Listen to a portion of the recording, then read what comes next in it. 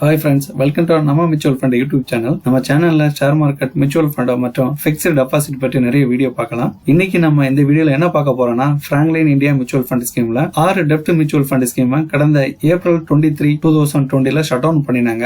காரணம், டெப்ட் mutual fund எனப்படும் கடன் சந்தையில் ஏற்பட்ட பிரச்சனை. இந்த முடக்கப்பட்ட 6 ஃபண்டுகளின் மொத்த தொகை சுமார் 26,000 கோடி. இந்த 6 ஃபண்டுகளுக்கு வரக்கூடிய 4,280 கோடி கடந்த ஏப்ரல் மாதம் முதல் ஜூலை வரை ரிசீவ் பண்ணிருக்காங்க. இது ஒரு பாசிட்டிவ் விஷயமாக பார்க்கப்படுகிறது.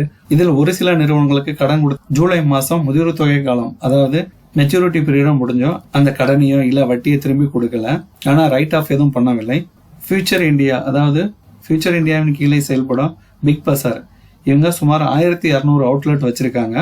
இவங்களும் கடன் வாங்கிட்டு திரும்பி கொடுக்கல. ஆனா இந்த நிறுவனத்தை ரிலையன்ஸ் இண்டஸ்ட்ரீஸ் வாங்கதாப்புல பேசிட்டு இருக்காங்க. இந்த பிக் பசார் குரூப்பை ரிலையன்ஸ் இண்டஸ்ட்ரீஸ் வாங்கினா இவங்களுக்கு வரக்கூடிய கடன் தொகை கிடைக்கும். அது போல ஒரு சில ஃபண்டுகளில் பாசிட்டிவா இருக்கு. அதை பற்றி விரிவாக பார்ப்போம். பிராங்க்லின் இந்தியா மியூச்சுவல் ஃபண்ட் இந்த 6 டெப்ட் மியூச்சுவல் ஃபண்டை ஏன் ஷட் டவுன் பண்ணாங்கன்னா, லேக் ஆஃப் லிக்விடிட்டி. ஏன்னா கடன் வாங்கினவங்க அதற்கான கடனையும் வட்டியையும் திருப்பி செலுத்தவில்லை.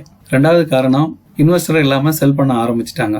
ஏற்கனவே 2019 ஒரு சில நிறுவனங்கள்ல விற்று முதல் நல்லா இந்த கொரோனா பிரச்சனை வந்ததுனால அவங்கள்ட்ட பணப்புழக்கமே இல்லாம இந்த 2 காரணங்களும் சேர்ந்துதான் பிராங்க்லின் இந்தியா அந்த 6 டெப்ட் மியூச்சுவல் ஃபண்டையும் ஷட் டவுன் பண்ணினாங்க.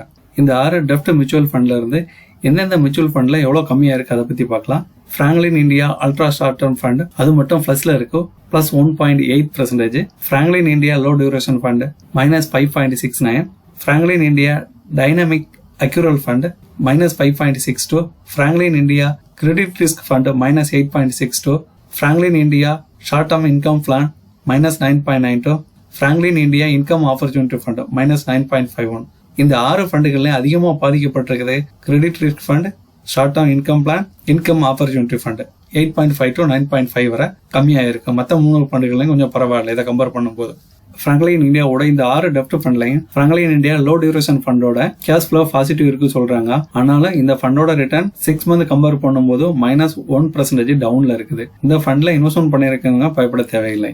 அதாவது கடந்த ஜூலை 2020 2 கம்பெனியோட முதிர்வு காலம், அதாவது மெச்சூரிட்டி பீரியட் முடிஞ்சது.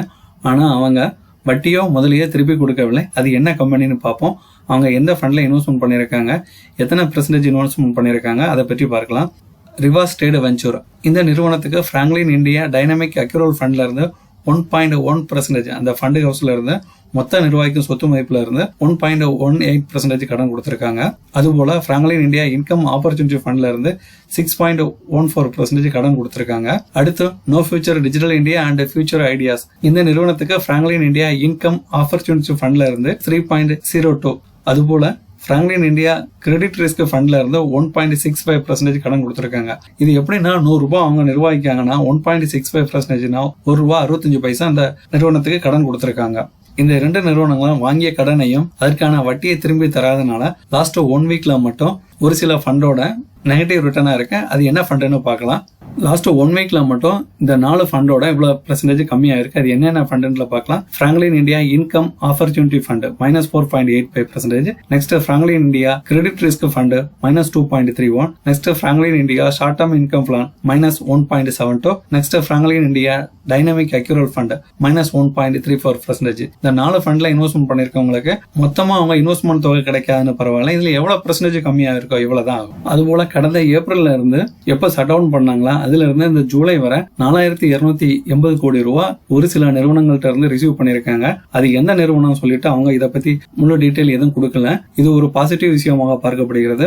எப்பவே நீங்க ஒரு ஃபண்ட்ல இன்வெஸ்ட்மெண்ட் பண்ணும்போது ஒரே ஃபண்ட் ஹவுஸ்ல இருந்து எல்லா ஃபண்டா இன்வெஸ்ட்மெண்ட் பண்ணாதீங்க. அது டெப்ட் ஃபண்ட்னாலும் சரி, ஈக்விட்டி மியூச்சுவல் ஃபண்ட்னாலும் சரி. ஏன்னா இந்த மாதிரி பிரச்சனை வரும்போது நீங்க கொஞ்சம் பாதுகாத்துக் கொள்ளலாம். நீங்க மியூச்சுவல் ஃபண்ட் இன்வெஸ்ட்மெண்ட் இப்போ புதுசா பண்றீங்க, இல்லைன்னா இனிதான் பண்ண போறீங்க. மியூச்சுவல் ஃபண்ட் செலக்ஷன் பண்ணும்போது எந்த மாதிரி ஃபண்ட் செலக்ஷன் பண்ணணும், எவ்வளவு நாள் நீங்க இன்வெஸ்ட்மெண்ட் பண்ணணும் என்பதை பற்றி தெரிந்து கொள்ள கீழே உள்ள லிங்கை கிளிக் பண்ணவும். ஒரு மாதம் ₹500 இன்வெஸ்ட்மெண்ட் பண்றதுங்கிறது ஒரு ரொம்ப கம்மியான அமௌண்ட் தான். ஆனா அந்த மாதம் ₹500 முதலீட்டுல ₹1 கோடி வரை சேமிக்க முடியும். இதற்கு நீங்க எத்தனை வருடங்களை இன்வெஸ்ட்மெண்ட் பண்ண வேண்டும் என்பதை பற்றி தெரிந்து கொள்ள கீழே உள்ள லிங்கை கிளிக் பண்ணவும். இந்த வீடியோ உங்களுக்கு பிடிச்சிருந்தா லைக் பண்ணுங்க, ஷேர் பண்ணுங்க, மறக்காம சப்ஸ்கிரைப் பண்ணுங்க. நம்ம இன்வெஸ்ட்மெண்ட் பத்தி நிறைய வீடியோ பார்க்கலாம். தேங்க்ஸ் ஃபார் வாட்சிங்.